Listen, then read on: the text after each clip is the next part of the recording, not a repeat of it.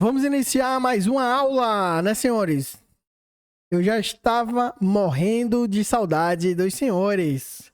E essa aula nós vamos falar sobre algumas formas de apresentação, de representação aqui dos algoritmos. Como representar um algoritmo, beleza? Estamos prontos? Então, vamos lá.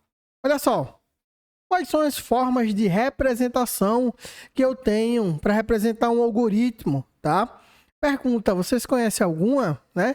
Na aula passada eu já deixei um exemplo e nessa aqui eu vou deixar 3, tá? O exemplo que eu deixei na aula passada foi através de fluxograma.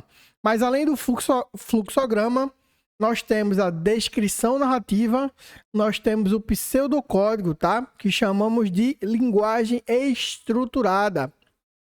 Ou Portugal. Portugal é um tipo de pseudocódigo muito famoso aqui no Brasil e ele está em português, tá? Existem diversas formas de representação de algoritmos, mas não há uma forma considerada a melhor. Então, dependendo do tipo, da onde você estiver vendo, tá? Dependendo do autor, pode ser um tipo diferente. Por exemplo, do fabricante do software, também pode ser um pouco diferente. Beleza? E entre as principais, eu deixei essas 3 que nós vamos estudar. Tá no nosso AVA, tá? Deixei também para vocês lá um livro e tá no nosso livro também. Pronto. Nesse exemplo aqui, ó, é um exemplo de um fluxograma. É uma das formas de representação do algoritmo. Olhem do lado direito aqui, ó. Vocês conseguem ver o azulzinho, né? Ó, e é um candeeiro não acende. Ele está dizendo que o candeeiro ele não acende. Caso o candeeiro não acenda, o que deve acontecer?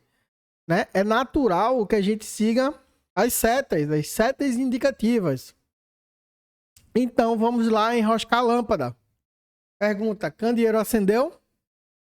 Não. Então, olha aqui, ó. Se não, enroscar a lâmpada. Se sim, né? A lâmpada ela tá fundida. Então, se sim, trocar a lâmpada. Se não, comprar um novo candeeiro. Esse é um fluxograma falando sobre acender o candeeiro, tá? Então tem várias formas de representação. Vou mudar o exemplo, porque esse exemplo ele já foi dado, né? E eu vou mudar o exemplo das 3 formas de representação. Narrativa, fluxograma e pseudocódigo de um só exemplo, tá? Vamos lá conhecer? Então, é muito comum, né? A combinação das representações. Principalmente quando há necessidade do entendimento por vários tipos de pessoas. Então, quando eu é obrigatório colocar os 3? Não. Mas se eu colocar os 3, eu vou ver o mesmo problema com 3 tipos de representações diferentes e eu vou excluir ao máximo alguma ambiguidade ou alguma dúvida que pode acontecer durante a interpretação, porque cada cabeça é um mundo, né? Nós usamos os nossos alforjes para poder entender, interpretar o que aquela outra pessoa ali está falando.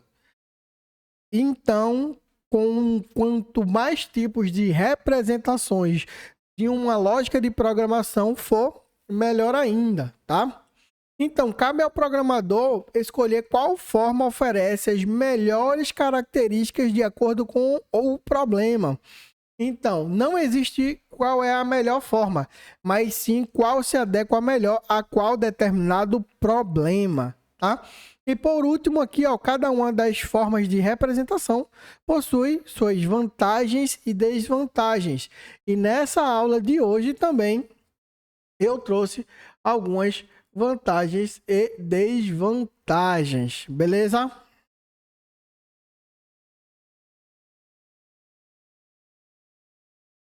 Eu que ficar me tirando aqui, né? Eu vim aqui para baixo agora. Então, o que é a descrição narrativa? Na descrição narrativa, os algoritmos são expressos diretamente em linguagem natural. O que é aquela linguagem natural?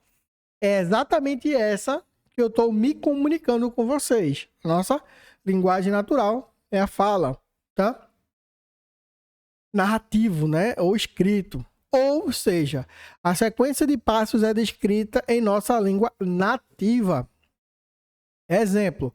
O exemplo aqui é, vamos ver se vocês entendem. Se vocês entenderem, logo na primeira descrição aqui, coloquem um comentário aqui para mim. Beleza? Ó, primeiro, cálculo da média de um aluno. O que que eu preciso para ter o cálculo da média de um aluno? Segundo, obter as suas notas, 2 notas de provas. Terceiro, calcular a média aritmética. Quarto, se a média for maior ou igual a 7, o aluno foi aprovado. Se não, o aluno foi reprovado. Esse aqui é um algoritmo para sair o cálculo da média de um aluno na forma descritiva narrativa. Beleza? Quais são as vantagens? Não é necessário aprender novos conceitos, pois a língua natural já é bem conhecida. Qual que é a desvantagem?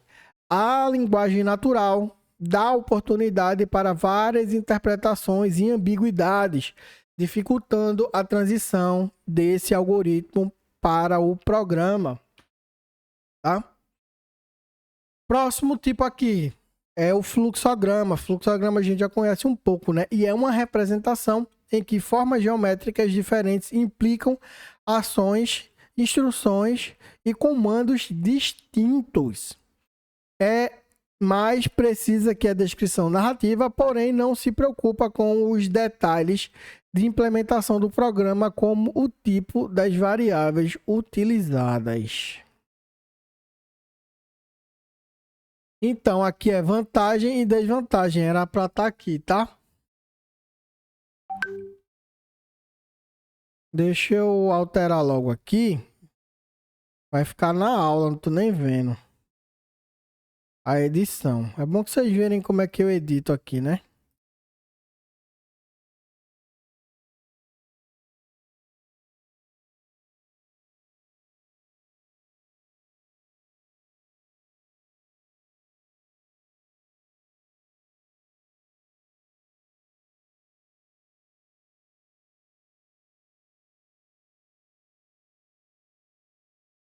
Tem aula melhor do que essa? O professor mostrando o erro dele? Não tem, né? Vamos lá, próximo. Como é que funciona? O exemplo aqui, ó. São os elementos gráficos de como montar desse exemplo aqui. Percebam que é um pouco diferente daquele outro primeiro lá, que tinha o decisão e o início e fim, né? Só tinha esses. O fluxograma, ele utiliza símbolos, são esses símbolos aqui, específicos para a representação gráfica dos algoritmos. E os símbolos sofrem algumas variações de acordo com o autor ou ferramenta de software usada para montar, tá? Então, vocês podem achar um pouco diferente por aí. E é válido também. O que que cada um aqui representa? Esse formato aqui é o início e final do fluxograma. Esse formato aqui é a operação de entradas de dados. Lá, por exemplo, no nosso exemplo, como é que vai ficar a entrada de dados? Inserir nota 1, inserir nota 2, vai ser esse símbolo aqui, beleza? Depois, dividir por 2, né? Somar e dividir por 2, operação de saída de dados, e operação de atribuição e operação de decisão. Se nota maior que 7, decisão aqui, ó, aprovado. Se não, é reprovado ou recuperação. Beleza? É assim que funciona. Olha aí como é que fica. Exemplo do fluxograma do cálculo, né? Como eu disse. Ó, primeira lá, início de fluxograma, como é? Final, aqui. Início e final igual. Entrada de dados, nota 1 e nota 2, na verdade? Olha como é que fica a operação de entrada de dados. Média é o quadrado. Olha aqui, ó. Operação de atribuição, né? Atribuindo a média, N1 mais N2 dividido por 2. E aqui uma condição. Deixa eu voltar. Decisão, né? Que a gente chama de condição também. Qual a condição? Se verdadeiro, aprovado. Se falso, reprovado. E aqui é a operação de saída de dados, né? E depois, fim. O fluxograma, ele tem início e fim. E como é que fica o pseudocódigo? O pseudocódigo, ele tem a característica de ser rico em detalhes com a definição dos tipos das variáveis usadas no algoritmo, tá? O que é que isso significa, professor? Vamos ver como é que é uma estrutura básica do pseudocódigo. Eu tenho o nome do algoritmo e a declaração das variáveis. Eu tenho o início, que chama o corpo do algoritmo, onde vão ter as lógicas de programação. E eu tenho o fim, beleza? Vamos lá. Vamos preencher aqui essa estrutura de pseudocódigo dentro do algoritmo. Palavra que indica o início da definição de um algoritmo de forma de pseudocódigo. Nome do algoritmo. Nome do algoritmo é simbólico dado ao algoritmo com a finalização de distingui-lo dos demais, que eu posso ter mais de um algoritmo. Declaração de variáveis. As variáveis é a parte opcional onde são declaradas as variáveis globais usando no algoritmo. Vamos ver aqui, ó. Deixa eu voltar. N1 é uma variável, N2 é outra variável, tá? Média é uma variável. Então a gente tem que declarar aqui essas variáveis. Início e fim são as palavras que delimitam o início e o término, respectivamente, do conjunto de instruções do corpo do algoritmo. Vamos ver como é que fica, tá? Aqui, então, é o nome do algoritmo, cálculo da média de um aluno. Qual é o nome do algoritmo? Cálculo média. Percebam que aqui está sem acento. E agora, tudo que a gente for colocar dentro de um algoritmo é sem caracteres especiais, tá? Acento, C cedilha e demais. Ó, var de variável, tá? Var, nota 1, variável 1, nota 1. Var, variável, nota 2. Var, variável, média. O que é a média? É a soma dividido por 2 dessas duas variáveis, mas ela se torna outra variável, tá? E elas são do tipo real, todas as três, beleza? Estão dentro dos números reais. Vamos iniciar aqui, ó. Início, leia, nota 1. Leia, nota 2. Depois dele ler da entrada 1, entrada 2, eu vou ter que fazer um cálculo que se chama média. E essa média, ela é nota 1, ela recebe, tá? Esse símbolozinho aqui é de recebe. Nota 1 mais nota 2 dividido por 2. Então, depois que ele faz isso, ele pula para a próxima linha, tá? Aí ele vai entrar em uma condição, condicional. Essa condicional, se essa variável aqui, ó, média, se média for maior ou igual a 7, então escreva, me responda aqui, ó, minha tela inicial, né? Para minha tela, respondendo para o usuário, então escreva aprovado. Se não, escreva reprovado. Se a nota for menos 2, vai ser reprovado. Se a nota for 6,9, vai ser reprovado. Se a nota for 7, aqui estão igual, né? Maior ou igual que 7, então aprovado. Então, fim, se, né? Fim do se. E aqui é o fim do algoritmo. Esse é assim que se faz um pseudocódigo, tá? Vixe Maria, deixa eu tirar minha cara daqui. Escreva reprovado, fim se, fim não, né? Aqui do fim se é o fim desse se aqui, tá? E esse fim é o fim total, global.